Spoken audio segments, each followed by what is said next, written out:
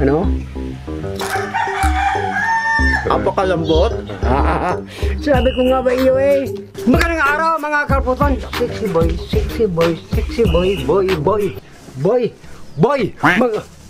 Ang iluluto ko ngayon mga karputan ngayon ay lechon caldero. Yan, tandaan nyo mga karputan kasi magulat kayo dyan. Caldero lang, lechonin natin. Ito na sabi ko sa'yo. Ito yung pork belly. Yun ang lechonin natin sa ating caldero. Tara, timo natin to. Si boy, ilagay natin dito. Yan, ganun. Ganun din sa kabila. Tapos punasan natin. Ganun paghima sa suta natin para ganun man talaga ang magmumahal sa tao. Yan. Oh, tihirig. Sa kabila. Hinday. Papuhap lang para hay pagmamahal sa kanya hanggang may buhay. Nagkulo-kulo ang ating tubig sa stem. Ilagay natin to ang ating pork belly para siya ay malambot. Sige na po.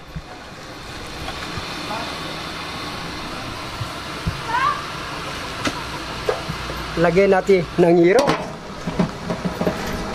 Sa ating pag-steam mga kaputan, loob ng 2 oras, buksan natin. Okay na to. Kunin natin. Mag-umpisan tayo nga tunay sa pagluto natin.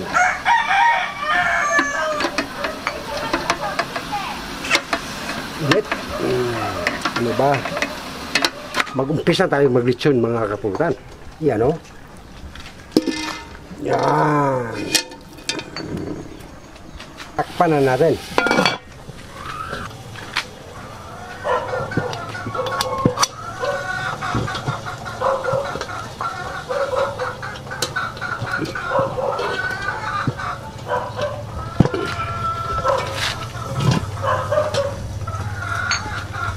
Mga kaputan, baka magtaka kayo naman ha. Inangat ko yung kaldero, baka masira yung kaldero natin. Yan. Ganyan po ang diskarte natin para hindi masunod yung kaldero natin. Huwag kang malala, ako na bahala dito. Yan o. Yan.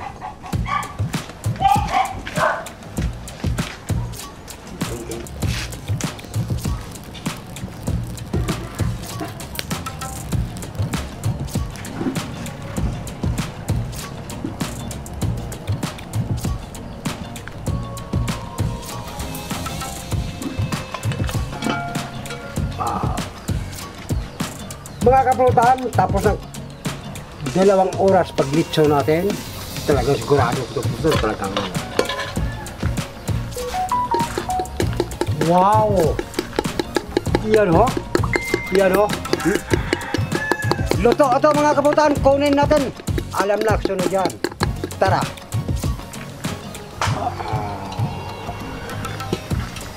Masyari, gusto mo matikman yung litso na ito? Di maglagay tayo ng kanin.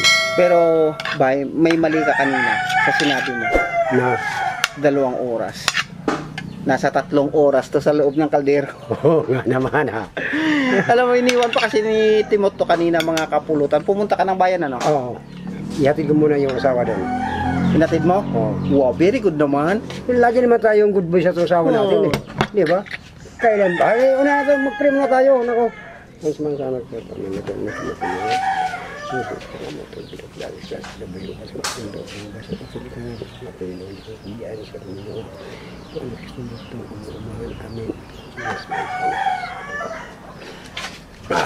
Sa mga kapulutan natin gagawa ng ganito siguraduhin nyo lang mga kapulutan na tumatagas, may parilya sa ilalim ng kaldero nyo para hindi po masira yung inyong mga kaldero. Wow. Kasi pagka natuyuan, eto naman pag may parilya kasi, doon sa parilya tumatagas siya mga kapulutan yung mantika niya, kaya parang nagsisirit-sirit din doon sa ano, sa ilalim ng kaldero. Siguraduhin yung hindi masira. Baka kayo ng nanay nyo. Siyempre magalit talaga yun. Gawa ng ano. Binili yung kaldero. Masira kagad yung ano. At paminsan-minsan, yung takip, bubuksan yung mga kapulutan para magkaroon, kahit na iangat nyo lang ng konti, lagyan nyo ng parang airy, yung parang singawan, Oh, yung parang breather ba? parang bitter, para breather sa po. pagpapakrispy ng balat naman yon ang Oo. technique nun. Oo. So habang niluluto nyo palang pinapalambot, pwede nyo takpan kaagad. Takpan nyo. Tapos yung pagpapakrispy naman, medyo May buksan nyo konti. may kunting adjust lang sa takip. Yun. Okay. Tingnan natin kung talagang crispy to. Pero tingin ko crispy nga kasi parang nawala na mga kapulutan doon sa ano nyo. Oo. Medyo umangat na yung taba sa ang balat, umangat na sa taba niya. Na ibig sabihin, may gap na siya, ibig sabihin talagang sigurado yan. Walang labis, walang kulang. Oo. Oo. Di ba? Tara na, kain na tayo. Marami tayong sinasabi. Oo nga. Tingnan ko muna. Mamaya. Ano? Apakalambot. Sabi ko nga ba iyo eh. Akin nga. Wow. Nagragumo mo.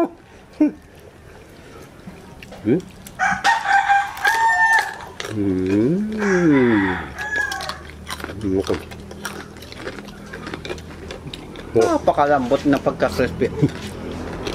Talagang rumaragasa. Hindi kami naglagay ng asin. Talagang yung nilalagay lang natin na frying mix yung nagpalasa sa kanya. Kaya namin nilaga ay in-steam para naman manuot yung pampalasa na nilagay natin. Pero kung gusto nyong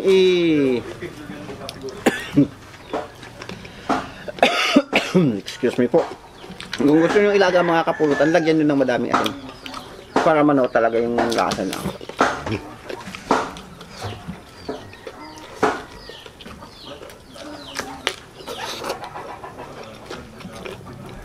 Wow. Sarap niya ito, bay. Perfect yung pagkagawa mo. Ang tawag dito, walang labis, walang kulang. Sakto. Insakto. Impunto, sarado pa. Naku, saan pa kayo? Yung lambot ng karne at yung lutong yung balat, inyong mga tamang-tama. Kalde-kaldero. Wow. Kasi ito yung lutong na hindi mo kailangan mamuwersa ng diin ng ngipin. Tama to mga kapulutan dahil sa ginakontrol to eh. Dahil sa ngipin ko, kahit paano, umalaban ang ngipin ko.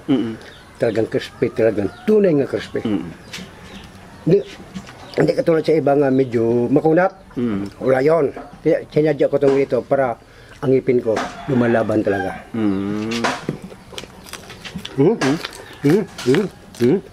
Sabi ko nga ba eh. Ano pa? Naku.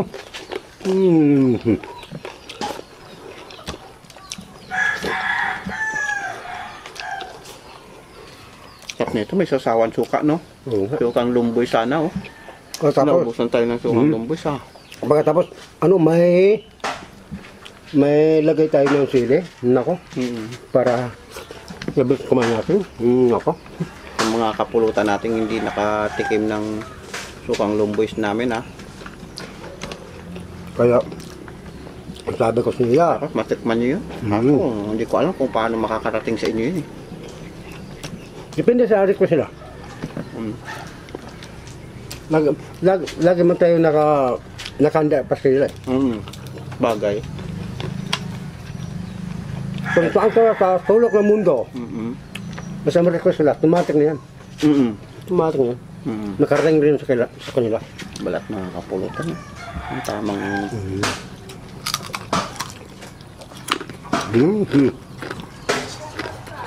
Ngayon.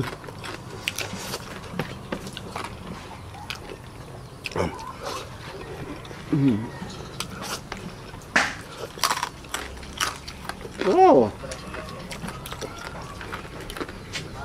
Yan ang crispy. Ang galing ni Babay Timor. Hindi. Ang sinabi ko lang sa iyo, hindi ko sa lahat ng bagay pagluto ko, hindi ko pag malaki, nga talagang perfect talaga ako. Ang lahat, sa buong ng mundo ng tao, huwag lang sabihin sa sarili lang nga, perfecto sila sa talaga. Ha? Hindi ko na inamin talaga hindi ko aminin na na hindi ko makamali. Di ba? Lahat ng tao nga, makamali nga lahat ng tao. Yun sa akin. Yun. Sa pagluluto ba? Nawala ako ba? Hmm. Iniisip ko kasi, baka siguro mga first week ng November, mga kapulutan. Lalabas na yung produkto namin ni Timot, yung dried fish na produkto namin. Di ba? Yan. Pagkatapos, Pulutan cooking ideas na. maglagay kami ng papel sticker. Bawat customer natin, siyempre, maglagay tayo ng sticker.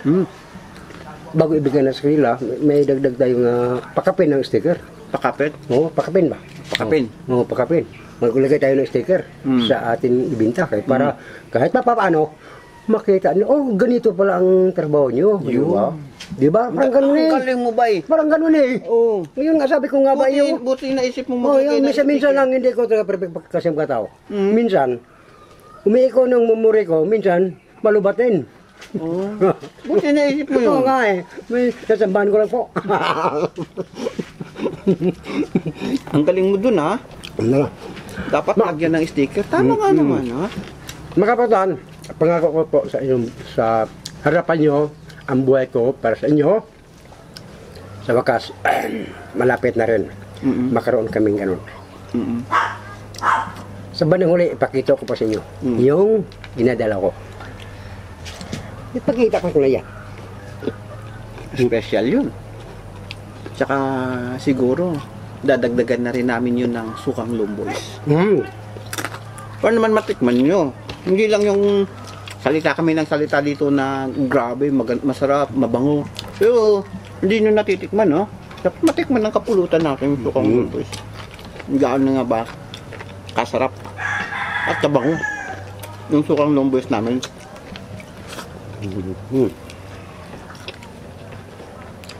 Kasi yun kahit ako, hindi ako mahiya na ipagyabang. Yung amoy ng suka natin, no?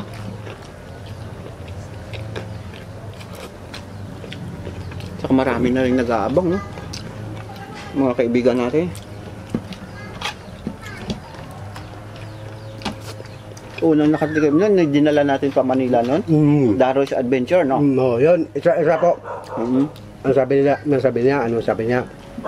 ang galing niya talaga magdalang suka. At least Ang matikman galing nyo. natin magdala ng suka nun, ba? Oo, mga ilang piraso yun? 5. 5. Yan po, kung sa totoo lang, huminto ko yung subok sa bunga ko ha. Sa totoo lang, sabihin ko sa inyo, magtapat ko rin. Bawal sa aeroplano kung sobrang dala namin na suka. Yun, nagbarko tayo. Yun po, nagbago kami. Nagbarko kami para madala namin yung Yun, suka. Pero kung, magdali tayo ron, di ba, na masyado tayo nang madali ron, papunta ron. Kaya nga, ang sabi namin sa inyo, sa bagay, masunod naman. Masunod naman kumurtis, masaya pa sa atin. No problem. No problem. Handa kami, para sa inyo. Handa me. Handa kami. Handa me. Lagi kami nakanda para sa inyo. Totoo yan. Sagot gano'n ko. Mag-sagot ako. Ang sarap. Nice bye. Perfect. Yung pagkagawa mo ngayon. Banat. Banatang ni Umang. Betul, buang. Tahu pa dili nga di buang. Mga sabano na po ha, pasensya kayong kumilang po yung nakasinda sa sabano. Tama yan ang sinasabi namin yan, walang kulang, walang Sabay ko nga si Timot para masarap kumain. tsura. Pag ako musugid sa inyong harapan, to originaoy, wala akong komedya sa iyo ay. Ba't ka galit? Wala po. Ganun tayo magmamahal sa kanila. Ganun tayo. Siyempre. Ano pa ba? Kaya ang sabi ko, kung wala kayo po, sponsor sa amin, hindi magito ang buhay namin. Kaya, Tama. dahil sa inyo. kahit kailan naman mangyayari sa buhay namin, nandito pa ngayon, tutuloy pa rin ang aming trabaho dito pa rin. Huwag tayo po maghiwalay. Labay mo. Tulo. Habang hininga tayo. Gano'n naman. Gano'n tayo magmahal. Sabi. Grabe. Saan pa? Ako. Kaldero yan, ha? Grabe. Subukan ko mga putan kung ano talaga ang resulta. Walang mantika. Ganun pala ang mangyayari eh. Sukan sarap. Kung gusto nyo din, isa pa palang technique mga kapulutan para hindi masira yung kaldero nyo. Pwede din po kayo maglagay na asin sa baba. Pwede, pwede. Pero siguraduhin yung hindi nakalapat, ha? Yung baboy sa asin. Kasi okay lang yung mga manok na binalot namin sa asin noon. Pinapagpag namin yung asin bago kainin. Okay lang yun. Pero ito kasing baboy, pagka niluto mo ng ganun, tumatagas yung mantika nun eh. Tumatagas ang mantika niya. Ang tendency nun, mababasa yung asin. Pag nabasa yung asin at siyempre nakadikit yung karne nyo, matutunaw yung asin at aalat na siyempre yung inyong Very good. karne. Kuri Diba, ka, no? kuri ka dyan. Wala pa sabaw yan. Kung may sabaw pa, naku. Talagang baby halapon.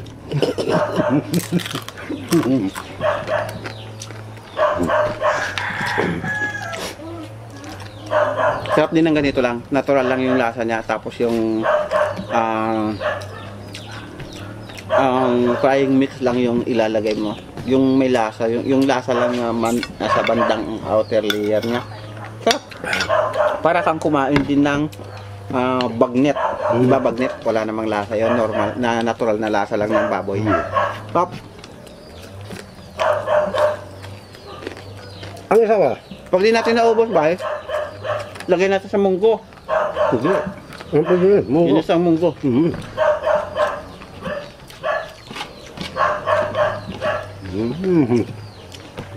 Super. Super sarap. Nako. Oh, tol. Pag ang mga pagkain nila sa pang-ulam namin ngayon. Nako pa. Kaya sabi ko, mga kapulutan, maraming salamat po sa inyong lahat. Sana po hindi kayo magsawa magsuporta sa pulutang Kukuilyas po hanggang kailan pa man. Kami po ay nagmamahal sa inyo. Maraming salamat sa lahat.